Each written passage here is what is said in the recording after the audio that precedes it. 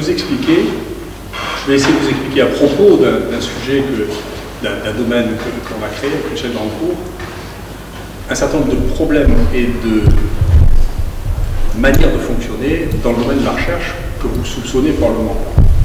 Donc, la paléomicrobiologie, c'est une chose qu'on a déterminée, sur laquelle on a été amené à travailler avec Michel Dancourt pour une raison. C'est qu'un anthropologiste, Olivier Bouteloup, avait une idée que je crois fausse, qui était un peu fantasque, mais qui circulait chez les anthropologistes, que la syphilis était d'origine, existait en Europe avant Christophe Colomb, alors qu'on a des tests vraiment très très bien décrits qui montrent que c'est vraiment les marins de Christophe Colomb qui ont rapporté ça. C'est vraiment très bien décrit. Mais c'était son opinion, et il nous a demandé d'utiliser des tests moléculaires pour montrer sur des os qui avaient des lésions particulières que c'était la syphilis. Et on n'a jamais trouvé que c'était la syphilis, mais on a trouvé en réalité que les os, c'est très difficile de travailler sur les os, c'est plein d'inhibiteurs, c'est plein de contamination. Et quelques années après, 2 ou 3 ans après, il est arrivé dans la réception, là, avec un carton bourré d'os et de crâne, en disant, voilà, en creusant sous la Major, on a trouvé cimetière de catastrophe, plein de squelettes, et on sait que c'est la peste de 1720. Est-ce que tu peux faire quelque chose? Et il se trouve que c'est souvent le premier point que vous ayez pris à l'esprit. D'abord, il faut avoir de chance, là comme ailleurs. Et j'avais à ce moment-là un dentiste qui était chez moi, qui voulait faire un master, je ne savais pas quoi lui donner, parce qu'il pouvait travailler que 2 jours par semaine, parce que le reste du temps, il avait son cabinet. À l'époque, ça s'appelait un master. Et donc, j'ai besoin d'avoir un truc dans lequel sa contribution puisse être significative. Et comme je ne savais pas quoi lui donner et qu'il ne restait plus que des os là-dedans, des crânes et des dents, je l'ai appelé en disant, voilà, tu vas me faire la peste des dents. Pour beaucoup rire, puis on a ensuite fait la peste des dents, c'est-à-dire qu'on va vraiment, on est un modèle expérimental à travailler. Et donc, on a décidé de travailler, on était le premier au monde à travailler sur la pulpe dentaire, parce qu'on avait cette coïncidence d'avoir des vieux squelettes, et puis Gérard Nibaram qui est fait. Et donc, jusque-là, c'était une bonne idée parce que la pulpe dentaire, c'est un petit organe qui a la consistance de la rate. Donc c'est plein de sang.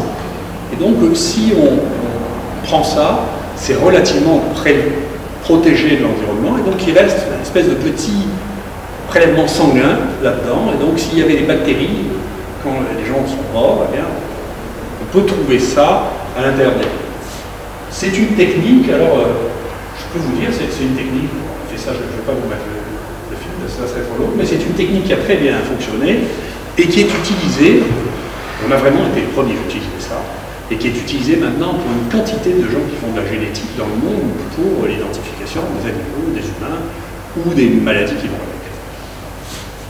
La deuxième chose, c'était la séquence. Et là-dessus, on était assez peu anxieux pour la séquence parce que, excusez-moi, je vais arrêter, parce que on était, quand même, notre métier à nous, c'est de faire notre métier à nous, quand même, c'est de faire du diagnostic. Donc, si vous voulez, si vous nous donnez, on reçoit 10 000 prélèvements des 4 coins du monde pour faire du diagnostic ici, pour faire le diagnostic et d'autres extra à faire. Donc, si vous voulez, on a une crédibilité sur le diagnostic sur lequel on n'était pas inquiet. Vous allez voir qu'il ne suffit pas d'avoir cette crédibilité-là pour que un certain nombre de gens ne croient pas quand ils veulent pas. Donc, on met au point une technique sur le diagnostic de la peste, on fait des contrôles. On n'avait jamais travaillé sur la peste. Et donc, on travaille dessus, on regarde, poum, on trouve sur un certain nombre de dents que c'est la peste, que la pulpe dentaire, ça marche très bien. On envoie ça et on a beaucoup de chance. On a beaucoup de chance parce que le type qui reçoit ce papier, c'est le plus grand génie des maladies infectieuses de la deuxième partie du XXe siècle. Ce type s'appelle Josué Lallerberg, un infectiologue qui a pratiquement décrit le transfert latéral de gènes dans la résistance aux antibiotiques. C'est lui qui a défini ce mot que vous utilisez comme maladie émergente, c'est lui qui a inventé ça. C'est une grande star. On tombe sur lui, le type dit publie ça, et très bien, pour nous, le problème était résolu. Et pour dire, en réalité, je n'avais pas l'intention de travailler plus sur la peste que ça, on s'en foutait un peu. Mais les gens ont commencé à dire, non, attendez, la PCR, des fois, ça se contamine, on n'est pas sûr que ça, etc. Très bien, et puis surtout, c'était une aventure, donc pareil, une coïncidence, une chance. J'étais, entre le premier et le deuxième, je suis président d'université, et donc quand c'est sorti, j'étais président d'université, et donc il y a un autre président d'université, qui est lui, là, ce Laroui, qui me dit, Didier, écoute, j'ai adoré ton travail, est-ce que tu veux pas qu'on fasse un travail ensemble? Et donc moi j'avais la grande peste du Moyen-Âge a duré jusqu'au XVIIIe siècle. Marseille, c'était la dernière grande résurgence de la grande peste du Moyen-Âge. Mais lui, il avait accès à un foyer de la fin du XIVe, un vrai foyer initial, à Montpellier. Et il me dit, écoute, si tu veux, on fait ce travail ensemble. Donc, c'était avec Cluselli, avec qui on continue à travailler, qui vient lui de faire un travail en montrant, un publié un travail pour l'ancien truc de Bariol, qui a commencé la paléomicrobiologie avec nous.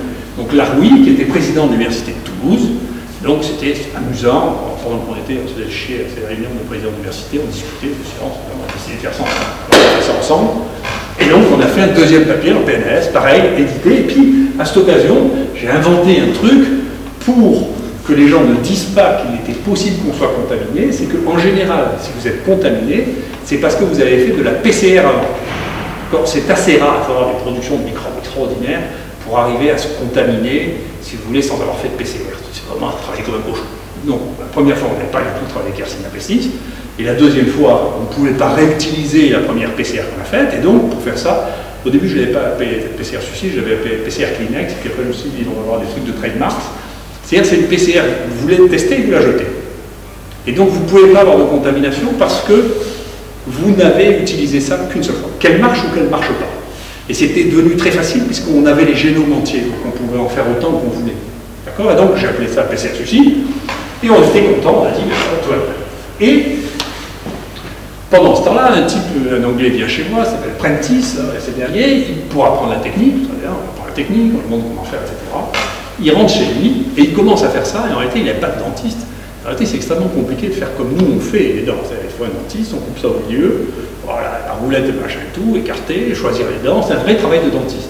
Et donc qu'est-ce qu'il fait? Il fait une espèce de truc, une mixture terrible, il coupe la dent en deux comme ça, pof, à travers, il gratouille, il fait du CSS, son truc ne marche pas, et à la fin il dit, voilà, écoutez non, en réalité c'est pas vrai. Et donc il dit, c'est le deuxième travail après le nôtre, c'est les Anglais qui disent, en particulier celui-là, ce Gilbert, là, qui est un anthropologue, qui n'a jamais fait de diagnostic de sa vie, hein. L'autre non plus, ils n'ont jamais fait, c'est pas leur métier de diagnostic. Mais ils ont essayé de le faire, ils n'ont pas réussi à le faire. N'importe qui normal, d'ailleurs c'est un journal assez foireux, microbiologie, c'est un tout petit journal, qui est un journal du club des microbiologistes anglais. Ils publient ça là-dedans, et après ils commencent à faire une campagne incroyable en Angleterre, et aussi sur Wikipédia, et aussi à la BBC en disant c'est pas vrai, c'est pas le peste. La grande peste au Moyen-Âge, c'est pas le peste. Alors c'était très intéressant, et ils disent la conclusion, en réalité c'est pas vrai, et c'est pas possible, parce que le DNA est trop dégradé pour que ça puisse être possible, basé sur des données qui n'étaient pas des données biologiques, c'est des données spéculatives. Hein. Et les dents, ça ne marche pas. Voilà. Donc c'est un truc très intéressant. Et il y a eu une conjonction de ça avec un autre truc qui était les démographes. Et les démographes, alors il y a ceux-là, les démographes des États-Unis, les démographes d'Angleterre, qui avaient des ressources financières très importantes, des projets pour démontrer sur le plan épidémiologique que la peste, la grande peste du Moyen-Âge, n'était pas du tout la peste, mais que c'était une fièvre hémorragique. Et c'est dû à une confusion extrême. Ces gens n'ont jamais lu la littérature sur la maladie infectieuse. Nous, on sait, parce qu'il y a un type qui s'appelle Guy Chauliac, qui était à Montpellier, qui était le médecin du pape, qui a décrit ça. Et puis il y a Procope qui avait décrit la grande peste de Justinienne, et qui décrit, puis si vous avez un peu de culture, vous allez regarder les tableaux de la Renaissance, vous verrez des pestes, c'est-à-dire vous verrez des maladies buboniques. Un bubon, c'est un ganglion de laine. Bubon, ça veut dire laine. Donc un bubon, un ganglion de laine avec de la fièvre, qui est épidémique et dont on meurt, il n'y a pas d'autre maladie que la peste congolaise. Et c'était très décrit cliniquement. Procope, il y a même une description anatomopathologique du 6e siècle. Donc vous lisez l'histoire secrète de Procope, vous direz, voilà, description, il y a une page de description de ce qu'est la peste cliniquement et pathologiquement. Donc nous, on savait ça, c'était une histoire de fou, de pas... Mais ils posaient une question, ils disaient sur le plan épidémiologique, c'est pas possible. Et ils avaient raison. C'est-à-dire, épidémiologiquement, ils disaient, on ne peut pas avoir une population détruite à ce point-là. Nous, dans travailler sur Montpellier, il y a 90% de morts. Avec une maladie transmise par plus de rats. Parce que plus de rats, ça ne peut pas tuer 90% de morts. C'est pas vrai. Voilà, même dans le pire des situations, c'est pas vrai. Avec plus de rats, ça pique les rats. Ça pique pas les rats.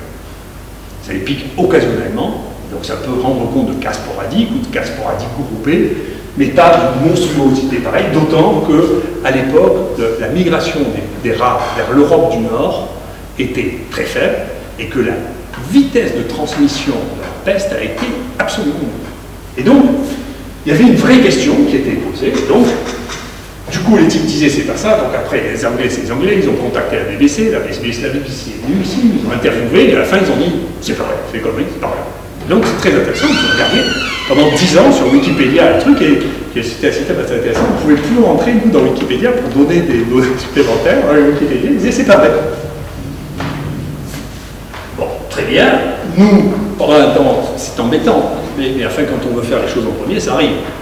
Pendant un temps, on est tout seul, sur les premiers. Après, si vous restez tout seul tout le temps, c'est mauvais, parce que peut-être que c'est faux. Mais donc, dès qu'il y a un deuxième, donc si le deuxième n'est pas d'accord, t'emmerdez. Mais dès qu'il y a un deuxième qui trouve la même chose que vous de manière indépendante, en principe, les choses sont finies. Donc, en principe, elles auraient dû être finies là, parce qu'il y a eu une groupe d'Allemands qui n'avaient pas du tout travaillé. Enfin, les Anglais, quand ils ont dit ça, nous, on a écrit dans un journal, on a dit, écoutez, on va au test. On vous envoie, nous, les prélèvements neutres et infectés, et vous nous envoyez les prélèvements que vous avez testés qui étaient négatifs, des prélèvements neutres, en désordre, et on les teste. Alors, ils ont répondu sur le papier oui, puis ils n'ont jamais fait, ils n'ont jamais accepté de nous envoyer. Jamais, ils n'ont jamais le test. C'est très intéressant, parce que vous verrez que dans la science, les gens sont aussi menteurs, tricheurs que partout ailleurs. Vous ne faites pas d'illusions, pas meilleurs que les autres. C'est pas de menteurs, de tricheurs, de voyous. Hein. De gens qui sont prêts à tout pour un moment de gloire. Et donc, ensuite, ça s'est multiplié, et ça, vous voyez, c'est tous les endroits, maintenant, à la fin, dans lesquels les gens ont retrouvé Yersinia pestis, 5 ou 6 équipes différentes, par mal et microbiologie, en faisant la même chose que nous, en prenant les dents et en regardant. Et donc, il y en a à peu près partout, il n'y a une seule équipe qui n'a pas trouvé, une seule équipe, c'est celle-là, mais qui a continué à faire un bruit terrible. Je ne sais pas pourquoi ce Gilbert a des copains en nature, enfin, il passe son temps à écrire dedans, d'ailleurs, je vous en parlerai. Voilà, enfin, toujours est-il que, en 2011, une équipe, alors les deux en particulier qui disaient c'est impossible parce que les anthropologues qui étaient spécialistes du DNA humain, il y avait deux, un qui s'appelle Poinard, enfin en dehors de Gilbert, il y avait deux, un qui s'appelle Poinard et l'autre qui s'appelle Pabo, qui disaient c'est impossible parce que c'est trop petit. Et puis, en 2011, ils font un papier en PNAS, et dans ce papier en PNAS, c'est un truc tout à fait incroyable. Premier papier en PNAS, ils concluent, ils comparent les dents, la pulpe dentaire aux os, et ils disent qu'il y a 4 fois plus d'ADN dans la pulpe dentaire que dans les os. Ils publient un premier papier dans lequel, là aussi, moi personnellement je ne fais pas ça, dans lequel ils ne publient que le plasmide de Yersinia pestis, pour pouvoir faire un deuxième papier avec le chromosome qui sera publié dans Nature. Et encore dans celui-là, ils ont eu la délicatesse de citer un des papiers. Dans l'autre, ils ont fait un papier dans Nature, donc vous voyez, c'est la même équipe. Ils ont fait un papier dans Nature en 2011, d'accord, dans lequel ils n'ont cité aucune des références des 17 publications qui avaient fait exactement la même chose qu'eux, c'est-à-dire d'utiliser la pulpe dentaire pour regarder l'ADN ancien de Yersinia pestis. C'est sorti dans Nature. D'accord. Donc vous voyez, quand on vous apprend à faire des biographies, il ne faut pas imaginer, c'est plein de voyous. Hein. Donc on a envoyé avec une lettre de réponse à Nature qui n'a pas publié, bien entendu. C'est-à-dire que l'editing n'avait pas été fait, le reviewing process n'avait pas été fait, que les types avaient dû nous exclure des reviewers pour pas qu'on dise, attendez, ce que vous faites, c'est de la confirmation de ce qu'on a fait il y a des années. Donc n'imaginez pas, c'est un combat qui est de la même nature que les combats de boxe, la science de haut niveau. C'est du sport de haut niveau, auquel on se dispute au même niveau.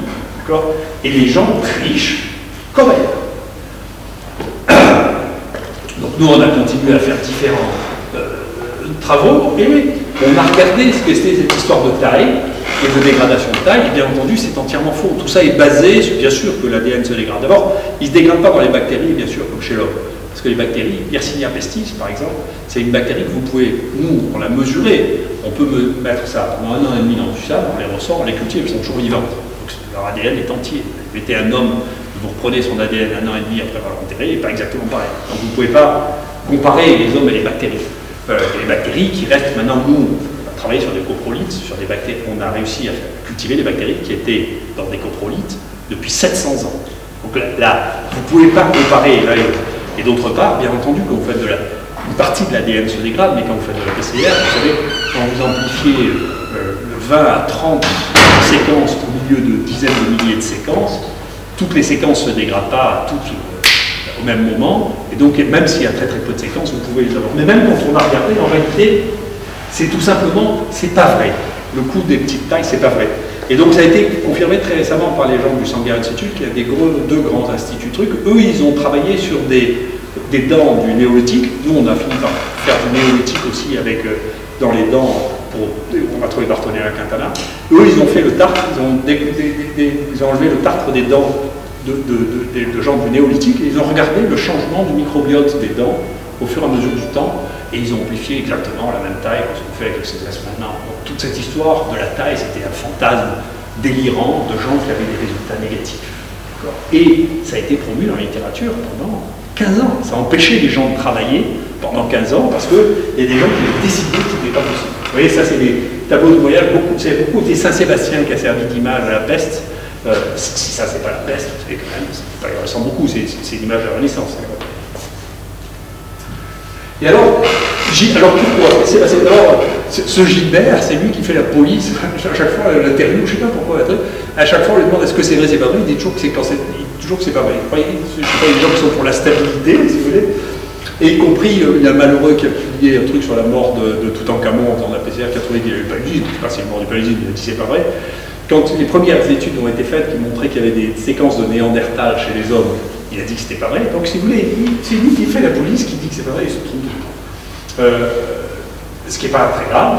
Mais du coup, pour en sortir quelque chose d'intéressant, il restait que quand même, j'avais été trouvé, je m'en fichais de l'épidémiologie de la pêche, je suis désolé de dire ça, c'était pas mon truc, c'est simplement la chance que fait qu'on travaille dessus. Mais la question était intéressante. Qu'est-ce qui s'est passé dans cette pandémie? Et dans les pandémies, vous savez, il n'y a pas 36 000 trucs. Dans les causes de pandémie, il n'y a pas 36 000 causes. Les pandémies, qui sont rapides et brutales, il n'y en a que deux qui sont rapides et brutales, qui sont connues. Puis il y en a une troisième qui est un peu, qui peut être immense, mais qui est un peu moins brutale. Les deux vraiment très brutales, c'est le respiratoire et les poux. Ensuite, il y a les maladies sexuellement transmises, voilà, qui peuvent donner les pandémies, le syphilis et le sida. Les autres, le fait que ça puisse être vectorisé par autre chose que ça, ou que ça puisse être transmis par autre chose que ça, c'est possible, mais on n'a pas d'exemple de pandémie de cette nature et de cette violence. Par ailleurs, et donc, ça c'était le schéma théorique avec les rats, le foyer sauvage, les rats, les puces de rats. Et éventuellement la transmission respiratoire. Maintenant, on sait que la transmission respiratoire de cette maladie est extrêmement faible, très très faible. Donc ça ne peut pas expliquer une pandémie, c'est pas possible. Donc on a travaillé là-dessus, et en particulier sur les poux, sur lesquels on travaille depuis longtemps. Et donc, les autres maladies transmises par les poux, c'est Recurrentis provazeki quintana. Et donc, on a suspecté que c'est Yersinia pestis, et pour le faire, on a fait comme on faisait. C'est-à-dire que, on a regardé, on a fait un modèle expérimental où on a montré qu'on a des poux qui mangent sur le lapin. Donc on a infecté un lapin par Yersinia pestis, on a fait manger les poux dessus, on a pris ces poux, on les a foutus sur un autre lapin, et nous avons infecté l'autre lapin qui est mort de peste. Donc on savait que le pouls pouvait transmettre chez les lapins, ça. Deuxième truc, indirect, ça a été ça. Deuxièmement, on a regardé la littérature que plus personne ne lisait, en particulier la vieille littérature française. Et il y avait celui qui a le plus travaillé sur la peste, c'est Balthazar, sur l'épidémiologie de la peste, et il avait trouvé dans un foyer marocain Yersinia pestis dans des poux au cours d'une série de cas groupés de peste. Donc on savait que c'était possible en pratique, on savait que c'était efficace. Et puis, on a continué avec Michel à faire des séries de dents, parce que maintenant tout le monde nous envoie des dents, et puis au bout d'un moment, on a 2000 dents dans le truc, et Michel, alors, on fait le plan Marshall pour les dents, on prend les 2000 dents, on casse les 2000 dents, on fait tous les pathogènes qu'on connaît, et on trouve par hasard, dans 2 sites, on trouve par hasard à la fois Yersinia pestis et Bartonella quintana. Bartonella quintana, tout le monde sait que c'est transmis, c'est des pandémies qui sont transmises par les poux. Et donc, d'un coup, on avait la première évidence d'une double transmission de Yersinia pestis et Bartonella quintana. Il se trouve que, dans d'autres éléments de mon activité, j'avais été le premier à montrer au Burundi, on s'était retrouvé avec Renaud à l'époque, enfin juste après l'épisode de Goma, une épidémie de poux extraordinaire, et on trouve, je trouve, dans l'investigation d'une épidémie de typhus, qu'il y avait à la fois du typhus et de Bartonella quintana. C'était la première fois qu'on montrait qu'il y avait des doubles épidémies liées au poux. Et donc le concept des doubles épidémies liées au pouls, quelque chose qui existait. Et donc là, on tombe rétrospectivement sur une double épidémie de pouls, liée au pouls, dans le passé. Et puis on en trouve une deuxième à Venise. Et donc on a une co-transmission, on a une épidémie de peste qui se déroule en même temps qu'une épidémie d'une maladie transmise par les poux et connue pour être transmise par les poux. Et donc ça y est, les choses se coordonnent, elles se mettent en place. Il nous restait à faire, à démontrer que c'était toujours le cas, et ça a été fait grâce à Renaud et à ses amis du Congo, où Renaud proposant de servir de sa connaissance du terrain pour aller dans des rares endroits. Il reste 2 endroits dans lesquels la peste sévit de manière avec des bouffées épidémiques. Il y en a 2, l'Est du Congo et Madagascar. J'ai essayé de multiples fois d'avoir le truc Madagascar, je n'ai pas réussi, c'est le territoire réservé de l'Institut Pasteur, je n'ai pas le droit d'y aller. Même quand j'ai mes amis, là, je n'ai pas le droit, je ne peux pas les avoir, je ne peux pas avoir de poules. Mais là, vous pouvez, très bien, il est allé avec les collecteurs de poux, on a ramassé les poux et on a trouvé des poux dans lesquels il y avait qui circulaient dans les poux, d'une part Yersinia pestis et d'autre part Bartholera quintana actuelle. Donc à la fin, eh bien, et ça c'est une autre partie de ce qu'on a fait avec le grand cours, qui était la chance que j'avais eue d'avoir les cours, tout ce que je vous dis, une partie de ce que je sais sur la peste, ça aurait été le souvenir d'un cours merveilleux qu'il y avait à l'époque de l'Institut Pasteur sur la peste, par le type qui avait travaillé pendant 40 ans de sa vie. J'ai rien oublié de ce qu'il nous racontait, aussi bien sur les vecteurs, probablement liés aux cytoparasites humains, que à la persistance dans le monde environnant. Et donc on a un modèle entièrement nouveau de la peste qui est dû, et qui a vraiment été dû au fait que on a pu, et vraiment été dû au fait que l'hostilité qui était ressortie, qui était inattendue par rapport à nos résultats, qui pour nous allait de soi, c'était le sujet vers le complément. On a pris un truc, on a pensé à prendre la poule plutôt qu'autre chose, on a fait le diagnostic, on a l'habitude d'en faire, voilà, on a trouvé c'est la peste. Et de toute manière, honnêtement, c'était décrit dans la littérature comme étant la peste, on ne pouvait pas se tromper. Mais le fait, de manière totalement inattendue, que tout le monde, la presse anglaise, les journaux, les gens qui avaient le pouvoir du DNA ancien se sont braqués contre cette histoire, nous a obligés à réévaluer les causes de la pandémie.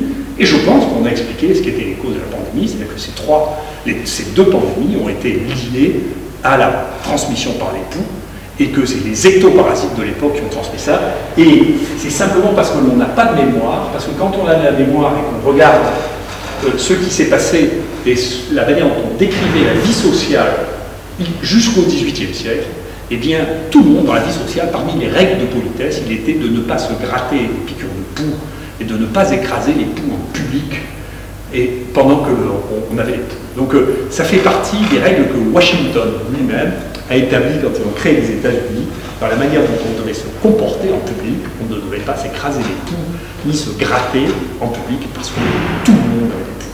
C'est une période, une époque dans laquelle il est difficile de se replonger, et donc ça a une conséquence, c'est qu'en dehors de situations extrêmes, dans lesquelles ça apparaît extraordinairement facilement, il n'y aura pas de pandémie pesteuse si on peut laver nos vêtements. Il n'y en aura plus, mais en revanche, dès qu'on arrête, eh bien, il peut y avoir des pandémies de typhus, de maladies, de fièvre des tranchées et de peste. Et donc, ne vous faites pas d'illusions, les gens ne sont pas plus gentils dans le monde de la science que dans les autres mondes, c'est un monde compétitif, les gens sont méchants, désagréables, sont capables du pire, y compris dans les meilleurs journaux du monde. Et dans les meilleurs journaux du monde, n'oubliez pas que le scoop est aussi important. Les gens vivent, ça n'est plus des journaux académiques, c'est des journaux commerciaux qui vivent de la vente de leurs journaux, ils vivent de la vente de leurs journaux et donc des scoops. Et donc leur intérêt n'est pas de dire que le travail qui vient d'être publié est un travail de confirmation. Leur intérêt est que la communauté scientifique des gens qui leur lisent soit d'accord et qu'ils fassent penser que c'est quelque chose d'entièrement original. Donc ça, c'est la leçon que je veux vous donner. On ne peut pas imaginer faire de la recherche au niveau où on confirme ce qu'ont fait les autres. On est dans le flux général, on ne prend pas de risques, on ne prend pas de coups.